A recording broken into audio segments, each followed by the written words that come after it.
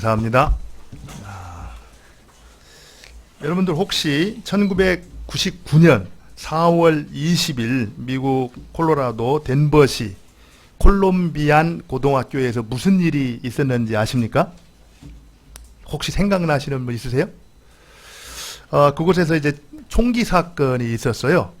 이제 블랙 서클 트렌치코트라는 이 마피아 단원 2명이 이제 총기를 가지고 들어가서 무려 900발을 난사를 했다고 합니다. 그렇게 해가지고 학생들 12명 그리고 선생님 한 분 13명을 사살을 하고 자신들도 이제 자살을 해서 15명이 희생된 참 비극적인 일이 있었는데, 이제 그때 이제 이 총을 맞고 숨졌던 학생 가운데 캐시 버넬이라는 소녀가 있었습니다. 17살 된 소녀였는데 사람들은 이 자매를 21세기 최후의 순교자다 이렇게 부르고 있어요.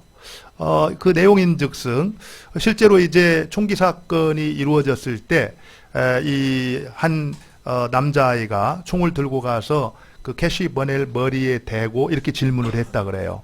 너는 하나님을 믿니? 그 얘기가 무엇을 의미한다라는 것을 잘 알고 있었다는 겁니다. 그럼에도 불구하고 캐시 버넬은 그래 나는 믿어. 그러면서 정확하게 자기의 신앙을 고백하자 그래 너 하나님 믿는 대로 가라. 그러고선 그 이 남자아이가 머리에 총을 쏴서 그 자리에서 이제 순교를 당하고 말았습니다. 그런데요, 단순하게 그 아이가 그렇게 신앙을 고백하고 죽었기 때문에 순교자라고 말을 하는 것이 아니라 그 캐시 버넬의 그때까지의 삶이 그 뒤에 알려지게 되면서 많은 사람들이 그를 이제 순교자로 부르게 된 겁니다. 사실 우리가 어떻게 보면은 누군가가 그렇게 총에 맞아 예수님을 고백한다는 이유로 순교를 당할 때 도대체 그게 무슨 의미가 있을까? 또 하나님께서는 그렇게 신실하게 신앙을 고백하는 자기 백성들을 지켜주지 못하고 그렇게 죽도록 내버려 주셨을까? 이렇게 우리가 마음속에 의문을 가질 수도 있습니다. 그러나 그것으로 끝나지 않았다라는 거예요. 그 뒤로 그 총기 사건이 있은 다음에 캐시 버넬이라는 이 소녀가 어떻게 살았는지가 알려지면서 이제 미국 사회 전체에 부흥이 일어나기 시작했다라는 겁니다. 실제로요, 이 캐시 버넬이 쓴 일기장에 이렇게 써 있다 그래요. 1998이라는 아마 그 사건이 일어나기 1년 전 같아요. 나는 나의 하나님을 위해 죽고 싶다. 나는 나의 믿음을 위해 죽을 것이다. 그것은 나를 위해 돌아가신 예수님을 위해 내가 할 수 있는 가장 작은 일이다. 그리고 나서 바로 그 사건이 일어난 당일 친구에게 전해준 쪽지에 또 이렇게 쓰여 있었다고 합니다. 나는 오로지 하나님을 위해 살고 싶어. 진심이야. 힘들고 두렵겠지만 그만한 가치가 있다고 생각해. 실제로요, 이 캐시 버넬의 소식이 이렇게 알려지면서 그 당시에 1999년, 20년 전이잖아요. 미국 사회가 특별히 청소년들이 이 마약과 섹스로 이제 완전히 찌들어 있었는데 그들이 이 일을 계기로 인해서 자기들의 죄를 회개하고 돌아오면서 기도의 운동, 이 부흥 운동이 미국 전역으로 확산돼 갔다라는 겁니다. 플로리다 한 학교에서는 2,500명이 국기계양대 옆에서 모여서 기도하는 놀라운 역사들이 있었다라는 거예요.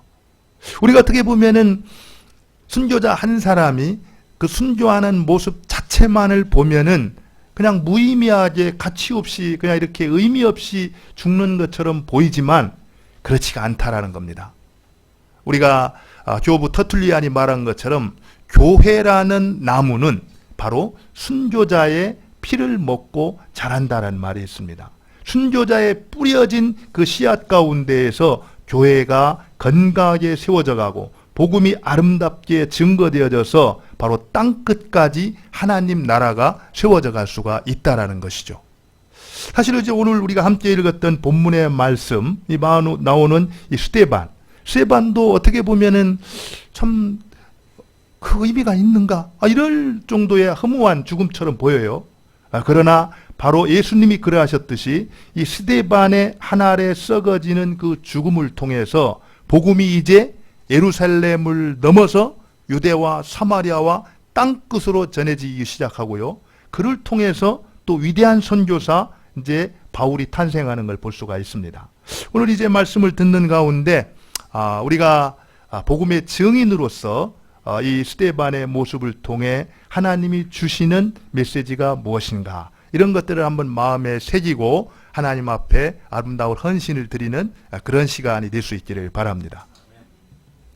여러분들 오늘 말씀을 보면은요, 사실 이 7장 2절부터 53절까지가 스데반의 설교잖아요. 이 설교가 끝났어요. 지난 시간까지 우리는 설교를 살펴봤잖아요. 설교가 끝났는데 설교를 들었던 사람들의 반응이 나와요. 근데 54절에 보니까 이 설교를 다 듣고 사람들이 어떻게 반응을 했습니까? 어떻게 반응했죠? 마음이 찔렸다 이렇게 말하고 있어요. 그죠? 그러면 설교를 잘한 겁니까? 잘 못한 겁니까? 잘한 거요. 여러분들 제 설교를 들으면서 마음이 찔려요? 예. 장로님 때문에 오늘 설교를 빨리 끌려야 될 것 같습니다. 사실은 하나님의 말씀이 투명하게 증거되어지면은 듣는 사람 마음이 어때요? 찔림을 받습니다. 그게 정상이에요. 왜 그러냐면은 히브리서 4장 12절에 하나님의 말씀은 살았고 운동력이 있어서 혼과 영과 관절과 골수를 찔러 쪼개기까지 한다고 그랬거든요. 그렇기 때문에 하나님의 말씀, 이 생명력 있는 말씀이 투명하게 증거되어지면은 듣는 사람 마음이 찔리게 돼 있다라는 겁니다. 그것으로 이제 역사를 시작하는 거예요. 하나님께서 말씀을 선포할 때 듣는 사람 마음이 찔리면서부터 그 심령 가운데 하나님의 역사가 시작되는 겁니다. 그런데요, 중요한 것은 마음이 찔렸는데 찔림을 받았던 사람이 반응하는 것은 똑같지가 않다라는 거예요. 우리가 보았듯이 앞에 3장 27절에 보면은 베드로가 설교할 때 들었던 사람들 역시 어떻게 했어요? 마음이 찔렸어요. 그러니까 찔림을 받았던 그 사람들이 뭐라고 말합니까? 형제들아, 우리가 어찌할꼬? 정말 우리가 어떻게 해야 되느냐? 이렇게 하면서 탄식으로 물어봤어요. 그랬더니 베드로가 어떻게 말했습니까? 회개하고 주 예수를 믿고 세례를 받으라고 얘기했어요. 그래서 그때 믿고 세례를 받은 사람이 3,000명이 되었다 이렇게 말하고 있습니다. 하나님께서 마음에 찔림을 주셨을 때 그 찔림을 받은 자가 하나님의 인도를 받아서 순종을 했더니 죽음에서 생명으로, 사망에서 생명으로 이제 회복되는 역사가 있었다라는 거예요. 그런데 오늘 본문에 봤더니 어떻습니까? 산헤드린 공회에 있던 사람들은 마음에 찔렸는데 그 다음에 어떻게 반응해요? 그를 향해서 이를 갈고 달려들어서 결국 스데반을 쳐 죽이잖아요. 악을 행하는 걸 볼 수가 있습니다. 우리가요, 하나님의 말씀을 묵상하고 들을 때 늘 이 같은 일이 벌어져요. 하나님의 말씀을 들을 때 우리가 찔림이 오지 않습니까? 그러면 그 찔림에 대해서 바르게 반응하는 것이 우리로 하여금 회복의 자리로 인도하고 은혜의 세계로 우리를 이끌어 준다라는 겁니다. 여러분들 말씀을 묵상할 때 또는 설교를 들을 때 이렇게 뜨끔뜨끔할 때 있죠? 그럼 어떻게 반응합니까? 곧장 회개를 하시나요? 사실은 이게 신앙이에요. 여러분들 지난번에 조나단 봉크 박사님 오셔서 선교는 작은 것입니다. 신앙은 작은 것입니다. 이런 이제 말씀을 하셨는데 신앙은 작은 거예요. 막 거창한 게 아닙니다. 내가 매일매일 살아가면서 말씀을 대하든지 기도를 하든지 성령께서 내게 말씀하실 때 조그마한 음성으로 들려오는 그 음성에 대해서 내가 어떻게 반응하는가, 그게 신앙입니다. 무슨 거창한 슬로건 가지고 우리 신앙이 이루어지는 게 아니에요. 매일매일 살면서 정말 내 감정이 상해서 그러고 싶지 않아. 그런데도 성령께서 사과하라고 말씀을 할 때 내가 나 자신을 내려놓고 겸손하게 미안해 이렇게 할 수 있는 말 한마디, 그게 신앙인 겁니다.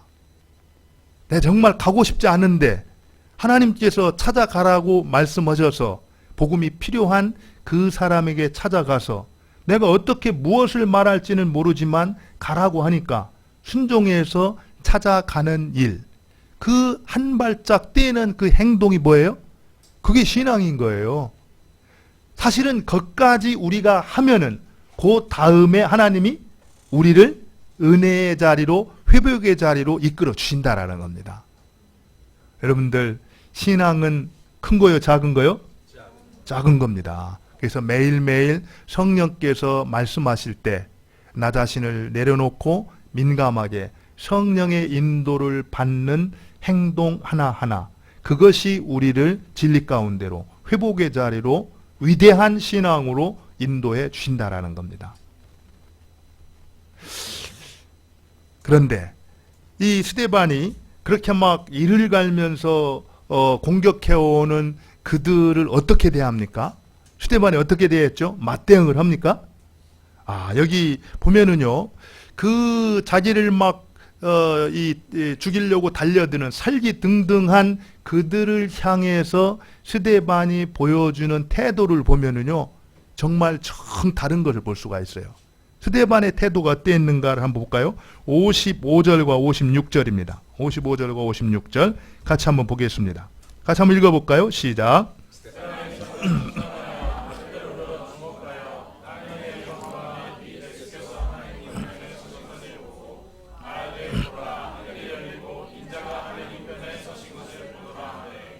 예, 여기 보면은 성령이 충만하여 하늘을 우러러.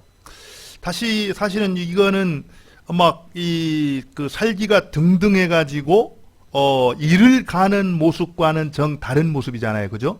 그래서 어디에도 두려움이나 공포나 분노를 찾아보기 어려운 절대 평안과 어떤 깊은 확신에 찬 모습을 볼 수가 있습니다. 우리가 한번 그런 질문을 할 수 있을 것 같아요.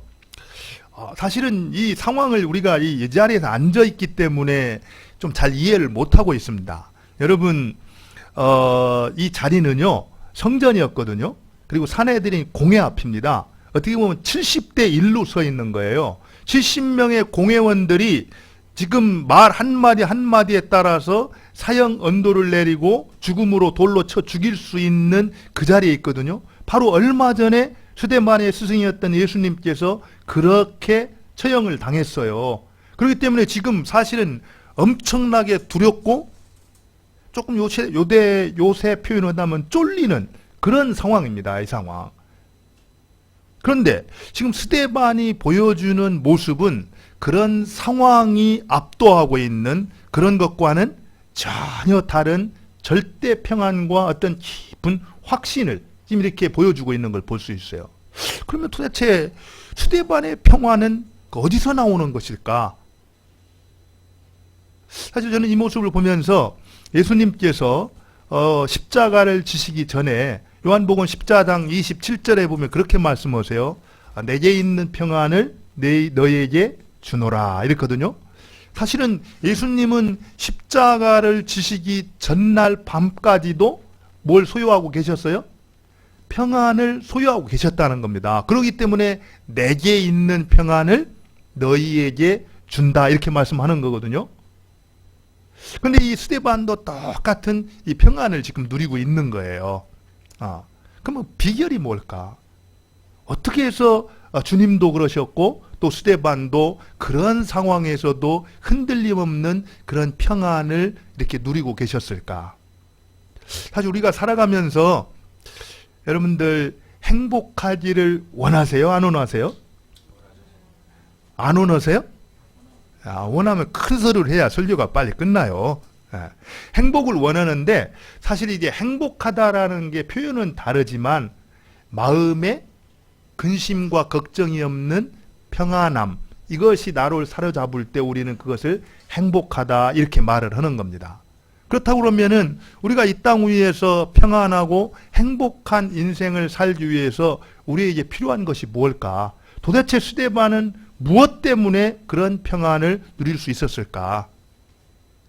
다른 데로 갈 필요 없어요. 말씀을 한번 보세요. 여러분들 55절, 56절 잘 보세요. 거기 보면은 본다라는 단어가 2번이 나옵니다. 본다라는 단어가 2번이 나오는, 특별히 55절에 보면은 성령이 충만하여 하늘을 우러러 뭐라고 있습니까? 주목하여 보았다, 이렇게 말. 주목하여 보았다. 사실 이 주목하여 봤다라는 얘기는요, 시선을 거기다가 고정시켰다는 얘기예요. 다른 말로 하면 우리의 시선을 거기에 붙들어 맸다, 이런 얘기입니다. 다른 곳으로 내 시선이 움직여지지 않냐고 거기에 붙들어 매고 살았다라는 거예요. 근데 어디에 붙들어 맸다고 말하고 있어요? 하나님의 영광과 및 뭐라고 있어요? 예수께서 하나님 우편에 서신 것. 바로 예수님께 그 시선을 붙들어 매고 살았기 때문에 어떠한 상황 가운데서도 두려움에 사로잡히지 아니하고 절대 평안 가운데 증인된 사명을 감당할 수 있었다라는 거예요. 굉장히 중요한 말입니다, 여러분들. 우리가 살아가면서 누구를 주목하고 무엇을 보는가, 그것이 내가 무엇을 위해 살아야 되는가, 내가 어디로 가야 되는가, 내가 어떻게 살아야 되는가를 결정해 준다라는 거예요. 여러분들이 매일매일 살아가면서 주목하고 있는 거가 뭡니까? 결국에는 그거에 지배를 받게 돼 있어요. 신촌 아이숲 27평 아파트 12억. 거기에 딱 주목하고 있으면 항상 나를 지배하고 있는 게 뭐예요? 아파트, 돈뿐이에요, 돈뿐. 어떻게 하면 내가 그거를 사볼까? 값은 어떻게 하면 싸게 살까? 뭐 이런 것들이 이제 주목하는데, 내가 주목하고 있는 분이 예수님이고, 정말 그분에게 늘 내 시선이 붙들려 있다라고 한다면은 내가 누구인가? 내가 무엇을 위해 살아야 되는가? 또 내가 어디로 가야 되는가? 인생의 방향을 잊어버릴 수가 없다라는 겁니다. 실제로 여기서 보면은 하나 주목할 게, 예수께서 뭐라고 말하고 있어요? 하나님 우편에 서신 것을 봤다고 그랬거든요. 하나님 우편에 서신 것을 봤다. 사실은 이건 굉장히 중요한 부분입니다. 특별히 하나님께서, 예수님께서 우리한테 약속하기를, 이제 우리를 이렇게 보내면서 그러잖아요. 아버지께서 나를 보내신 것 같이 나도 너희를 보내노라, 이러잖아요. 우리를 이제 세상에 보내셨어요. 그러면서 하신 말씀이, 사람들 앞에서 너희가 나를 부인하면 나도 너희를 부인할 것이고, 사람들 앞에서 너희가 나를 인정하면 나도 하나님 아버지 앞에서 너희들을 인정하겠다 약속했거든요. 바로 지금 그 얘기를 하고 있는 겁니다. 지금 스데반은 바로 예수님께서 하나님 우편에 서 계신 것을 보면서 내가 이곳에서 증인으로서 어떠한 삶을 사는가가 하나님 앞에 섰을 때 주님께서 나를 어떻게 대우하실까를 결정한다라는 거예요. 지금 내가 여기서 두려움 때문에 사람들 앞에서 주님을 거절한다고 한다면은 하나님 우편에 계신 예수님께서 나도 역시 거절할 거라는 겁니다. 그러나 내가 이곳에서 하나님을 투명하게 정확하게 증거한다라고 그러면은 하나님 앞에 섰을 때 우리 주님께서 하나님 앞에서 나를 증거해 주신다라는 거예요. 그 사실을 지금 스데반은 알았기 때문에 지금 이곳에서 내가 어떻게 살아야 될 것인가를 정확하게 기억하고 있었다라는 거예요. 사실 우리가요, 열심히 사는 거 중요합니다.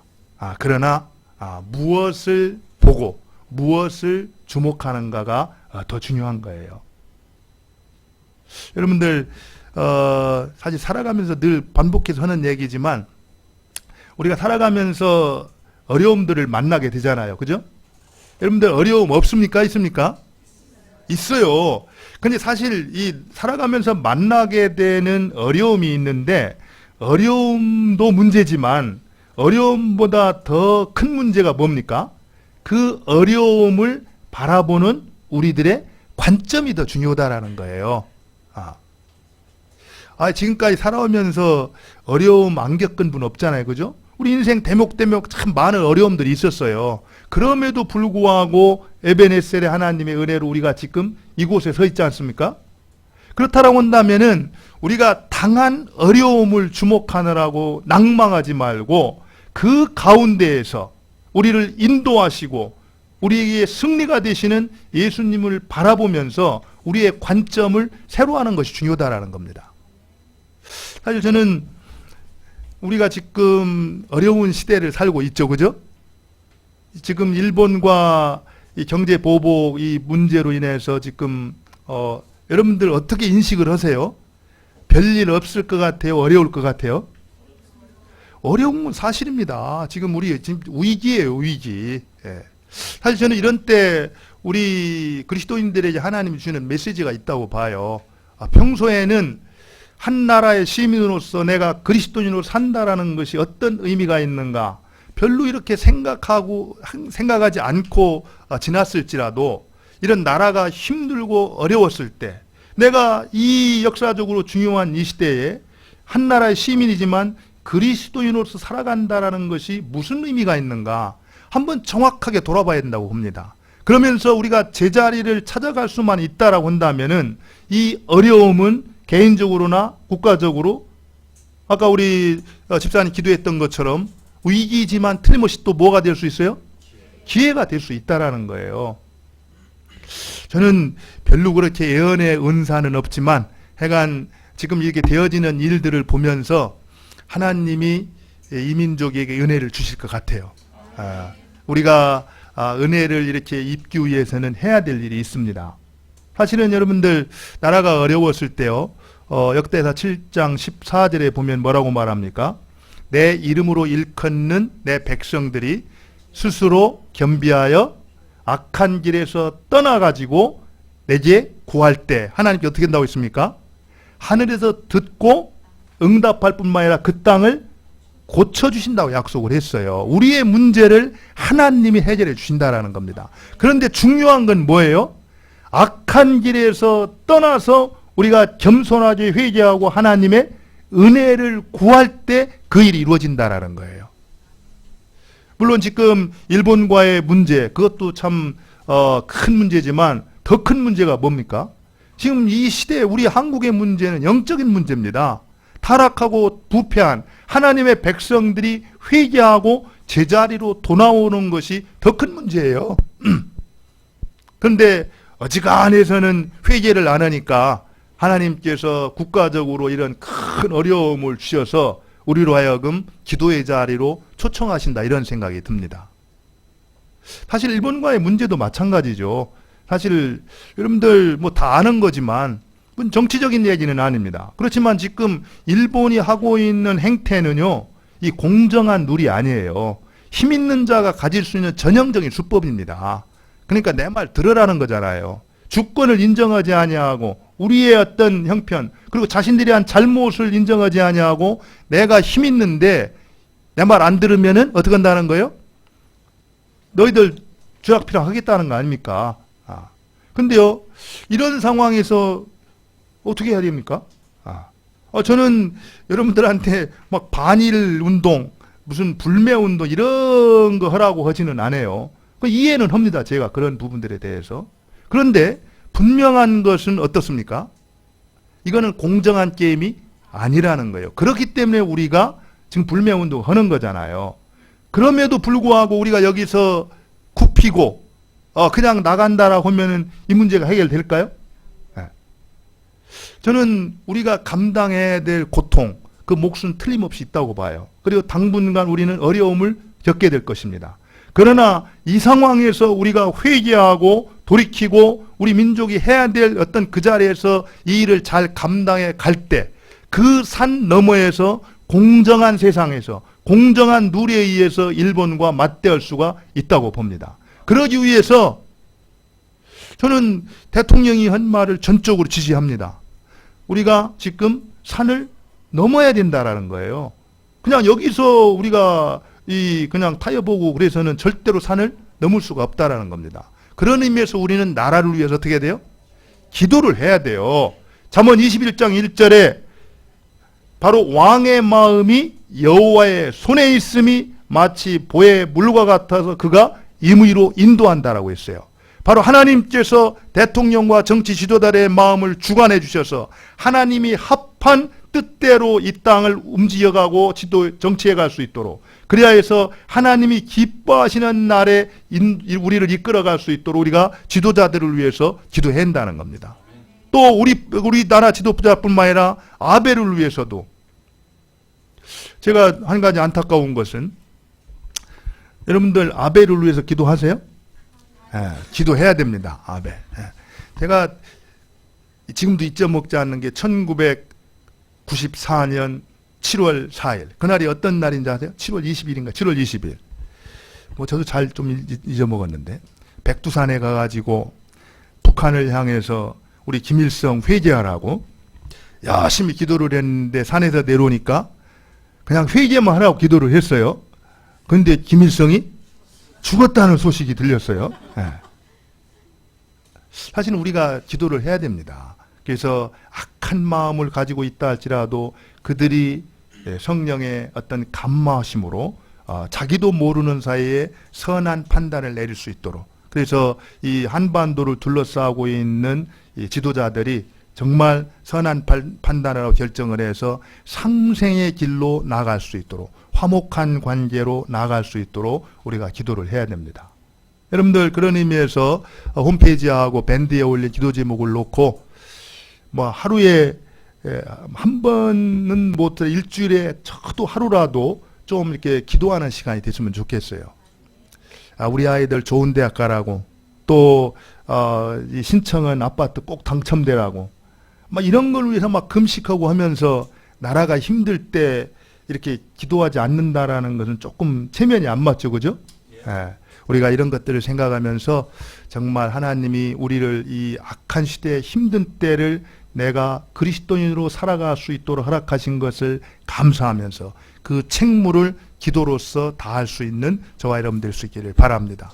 우리의 시선이 주님께 고정되어 있을 때 지금 내가 이곳에서 무엇을 해야 하는지, 또 어디로 가야 되는지, 어떻게 사는지를 정확히 알 수가 있다라는 겁니다. 바로 스데반은 바로 그렇게 살기가 등등한 상황 가운데서도 평안을 잃지 않고 자기의 길을 꿋꿋하게 갈 수 있었던 것은 그의 시선이 누구에게 고정되어 있었다는 거예요? 예수님께 고정되어 있었기 때문이라는 겁니다. 날마다 살아가면서 우리도 시선을 주님께 고정시키고 주님께서 주시는 그 말씀을 따라서 우리가 적지만 이렇게 들려오는 그 성령의 인도하심에 순종하여 하나님의 뜻을 이루는 저와 여러분 될 수 있기를 바랍니다. 그런데 이제 그렇게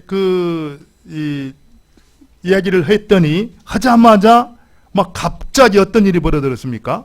그냥 지금까지 이는 갈았는데 달려들지까지는 안 했거든요.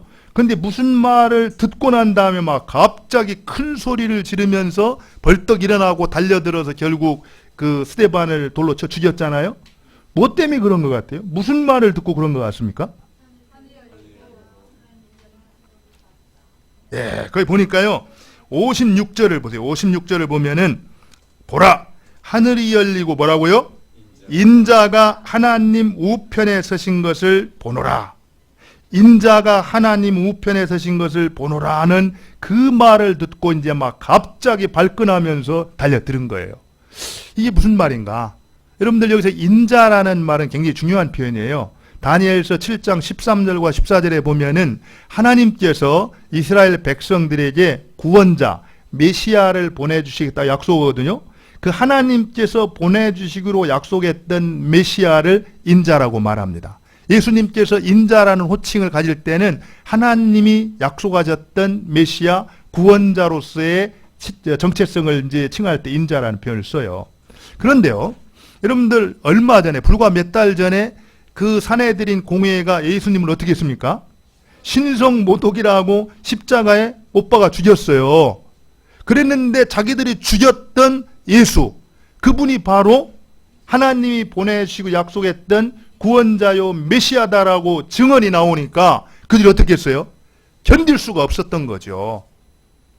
반대로 보면은요, 이 스데반은 마지막 죽음 직전까지도 하나님께서 자기를 이 땅에 보내셨던 증인으로서의 사명을 어떻게 돼요? 아주 끝까지 투명하게 증거하고 세상을 떠나는 걸 볼 수가 있어요. 보통 사람들은 시작이 반이다 그러면서 시작이 중요하다고 얘기를 합니다. 여러분들 시작 중요합니까? 안 중요합니까? 중요해요. 시작 중요합니다. 그런데요, 마무리도 역시 중요하다는 걸 알아야 됩니다. 우리가 보통 이렇게 처음에 시작은 잘했다가 나중에 끝이 안 좋아가지고 정말 이렇게 비난을 받는 그런 경우들이 많이 있잖아요. 그래서 우리가 피니시 웰이라는 게 참 중요한데, 오늘 이 모습을 보면은 스데반은 정말 죽음이 아름다웠던 사람이었다, 이렇게 볼 수가 있어요. 사실 우리가 열심히 이렇게 사는 거 중요한데, 그 끝, 마지막이 뭡니까? 우리 인생의 마지막은 죽음으로 끝나잖아요, 그죠? 그런 의미에서 죽음이 아름다운 그런 삶을 살아야 됩니다. 여러분들 죽음을 준비하고 계세요? 사실 저도 이제 죽음에 대해서 그렇게 많이 생각을 안 했던 것 같아요. 근데 어느 날 이렇게 신체 검사를 하고, 거기 이렇게 그 신체 검사에 보면 뭐가 나오냐면은 생체, 기대, 수명이 나와요. 근데 보니까 거기에 몇 년 남았다고 딱 나왔더라고요. 그래서 제가 그걸 보면서 이게 살 날이 이게 많지가 않구나. 근데 특별히 아내는 저보다 10년을 더 살아요. 그래서 제가 그걸 보면서 이게 그래서 내가 이렇게 영원한 인생을 사는 게 아니라 제한된, 우리가 보통 이렇게 암 환자들만 시한부 인생을 사는 게 아니라 우리 모든 사람 다 시한부 인생을 사는 겁니다. 다윗이 죽으면서 내가 모든 사람의 가는 길로 가거니와, 이 죽음이라는 것은 모든 사람이 가야 될 공도의 길이라는 거죠. 그래서 우리가 이제 누구나 이렇게 조금 차이는 있지만 다 이제 그 길을 가게 되는데, 바로 그 죽음이 아름답기 위해서 우리의 삶이 아름다워야 된다는 겁니다. 사실 이 스데반은 이 아름다운 이 죽음을 죽었는데, 그가 그런 죽음을 죽을 수 있었던 것은 앞에서 우리가 살펴봤잖아요. 스데반이 어떤 사람이었습니까? 이 사람이 그냥 보통 충만한 게 아니었죠, 그죠? 성령과 성령과 은혜가 충만한 사람이었고, 또 믿음과 지혜가 충만한 사람이었고, 또 성령과 권능이 충만했잖아요. 그래서 사실은 이 스데반을 보면은 정말 하나님과 하나가 되어서 늘 충만하게 신실하게 살았던 그런 사람이라는 걸 볼 수 있어요. 그런 사람이었기 때문에 그 사람의 마지막 그 죽음도 아름다운 죽음을 살아낼 수가 있었다라는 거죠. 저는 이 모습을 보면서 우리가 하나님께서 우리를 증인으로 이렇게 보내주셨는데, 증인된 삶을 잘 감당하기 위해서 성령으로 충만하고, 또 특별히 우리의 마지막도 역시 그렇게 아름다운 죽음이 될 수 있도록 삶을 아름답게 살아가는 저와 여러분 모두가 될 수 있기를 바랍니다. 이제 그러고 나서 실제로 이제 돌에 맞아 이제 스데반이 죽게 돼요. 근데 이 당시 보면은요, 이 스데반은 잠깐 역사에 등장했다가 사라지는 사람으로 되어 있습니다. 설교 한 편 딱 하고서 돌에 맞아 죽는 것으로. 그래서 우리가 혹 서두에서 말씀드렸던 것처럼 그런 순교, 그런 죽음을 볼 때 너무 허무한 것 아닌가. 하나님께서 어떻게 그를 지켜주지 못하고 그렇게 일찍 데려가시는가. 이런 이제 의문들을 가질 수 있는데요. 그런데 하나님이 그렇게 표현할 수 있어요. 어떻게 그렇게 신실한 사람을 일찍 데려가시고 죽게 순교의 어떤 제물로 드렸는가, 이렇게 생각할 수 있는데, 그렇게 신실하기 때문에 순교의 제물이 된 거예요.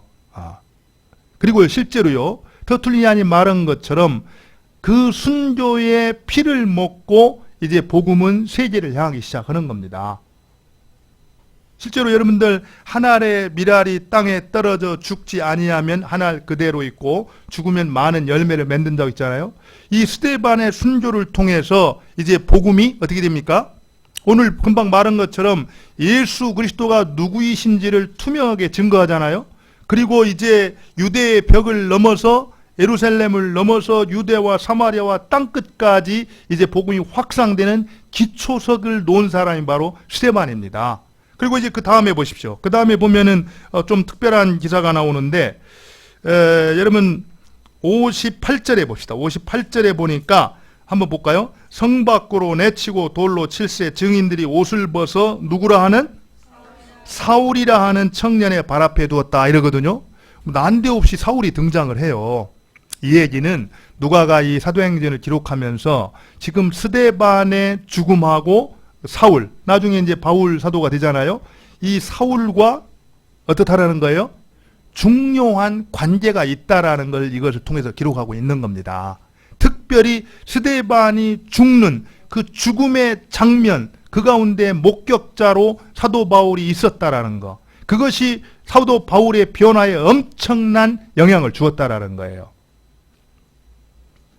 사실 제가 요즘에 이제 선교사 아카데미에서 보는 책이 영성이 깊은 셈이라는 이제 교회사, 특별히 영성으로 보는 교회사에 관한 이제 책인데요. 그 첫 장에 보면은 순교의 영성이 나옵니다. 그래서 기독교 영성을 얘기할 때 초대교회의 순교자들의 영성을 말하지 않고서는 기독교 영성을 말할 수가 없다. 이러면서 순교의 영성을 얘기하는데, 여러분들 다 알다시피 그때 당시 순교했던 사람은요, 이유가 없습니다. 오직 한 가지였어요.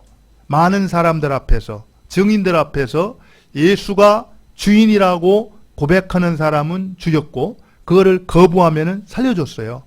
실제로 그것을 정확하게 볼 수 있는 게 우리가 코바디스 도미니, 코바디스에도 보지만 원형 경기장을 볼 수 있잖아요. 원형 경기장에 끌고 가가지고서 예수가 그리스도다, 예수가 주다라는 것을 거절하면은 살려주겠다. 그러나 그것을 거절하느냐면은 사자의 밥으로 죽게 될 것이다. 그랬잖아요. 근데 그 사람들이 거기에서 어떻게 말합니까? 아니라고 합니까? 물론 두려워서 그런 때 신앙을 지키지 못했던 연약한 분도 있었을 겁니다. 그렇지만 순교했던 사람들은 그곳에서 아닙니다.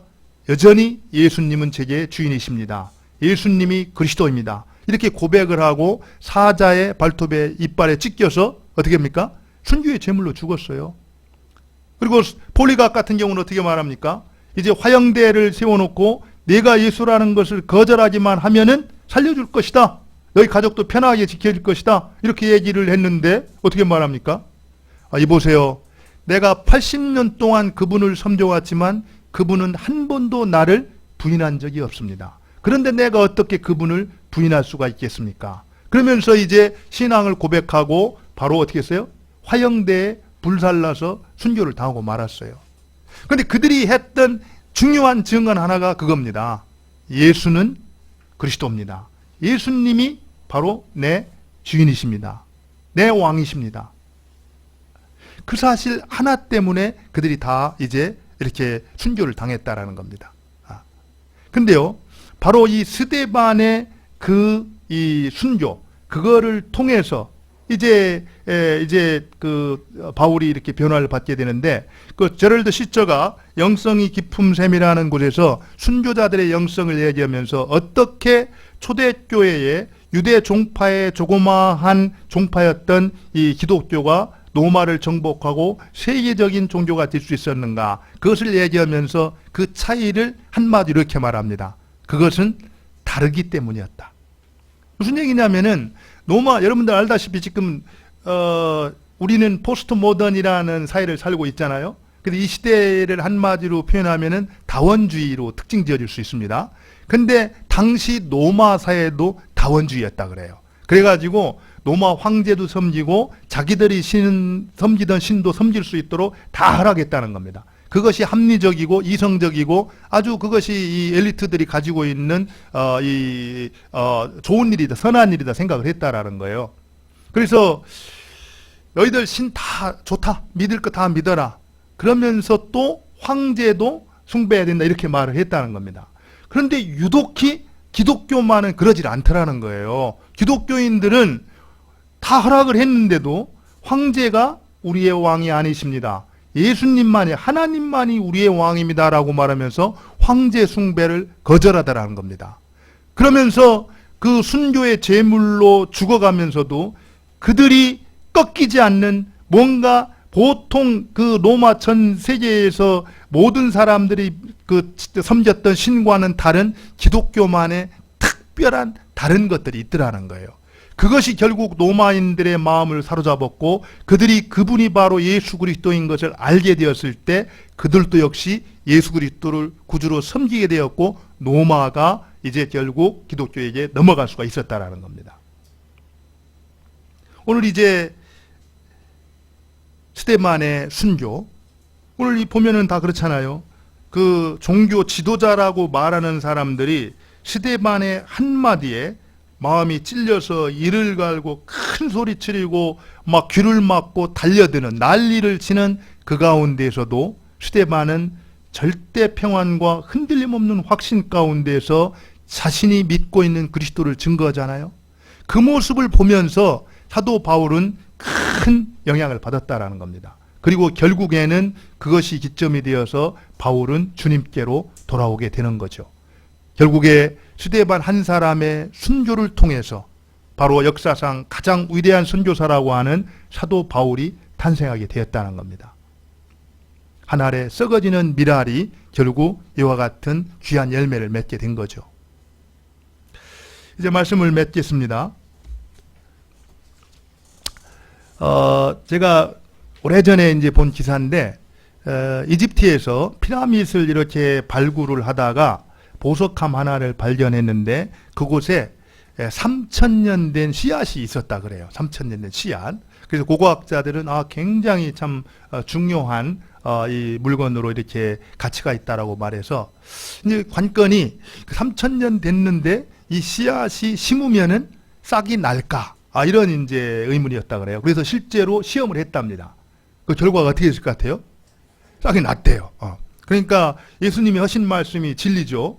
한 알의 밀이 땅에 떨어져 죽지 아니하면 한 알 그대로였고 죽으면은 많은 열매를 맺으리라.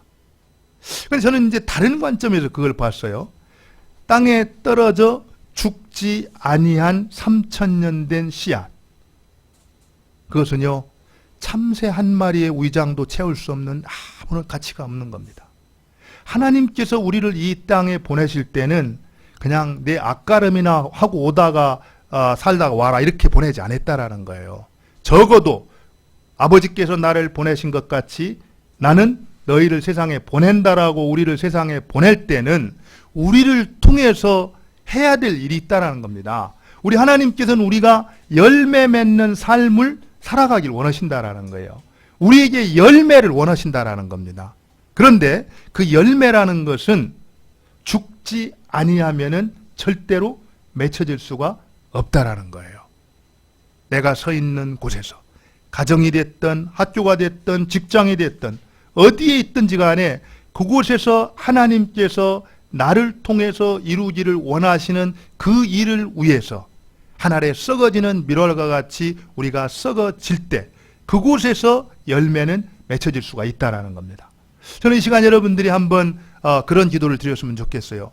내가 지금 살아가고 있는 현장에서 하나님이 나를 통해서 이루기를 원하는 그 일은 무엇일까? 내가 그것을 위해서 아낌없이 한 알에 썩어지는 밀알이 되겠습니다. 그리고 그렇게 살아갈 수 있기를 바랍니다. 그래야 할 때 스데반을 통해서 아름다운 열매가 맺혔던 것처럼 우리 주님을 통해서 온 인류가 구원을 경험할 수 있었던 것처럼 하나님께서 우리를 통해 영광을 받으실 것입니다. 그와 같은 은혜가 우리 모두에 있기를 바랍니다. 우리 같이 한번 기도하기를 바랍니다. 이 시간 우리 말씀을 생각하면서 한번 기도합시다.